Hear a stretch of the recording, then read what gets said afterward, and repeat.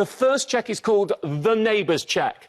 So what you're simply asking is your band higher than neighbours in preferably identical, but if not similar properties? Now, don't worry, you don't have to ask them. You can check council tax bands for yours and their properties at gov.uk for England and saa.gov.uk for Scotland. So you'll know if the properties are similar, but preferably identical. Now, that will hopefully, for some people, not hopefully, but it will show I am in a higher band than my neighbours in identical properties. Now, check number 2 is not one you can use in evidence when you come to challenge. It's one I invented, because the problem is, if you are in a higher band than neighbours in identical properties, it could be your band is too high, it could be their band is too low, and if you ask for it to be assessed, they put your neighbour's band up. Now, what you're going to do, you're going to try and value your house. If you bought it after 1991, well, you know the price and you know the sale data.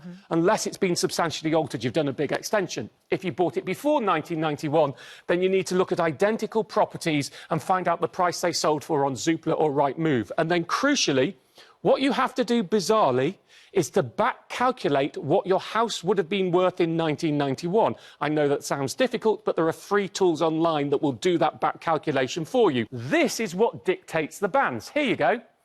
The band you are in England depends on its 1991 house price, which is why the top is there over £320,000. That wouldn't be that expensive a house these days. So those are the bands here for England, and here are the bands for Scotland. Only look to do a challenge if both of these checks indicate you are in too high a band.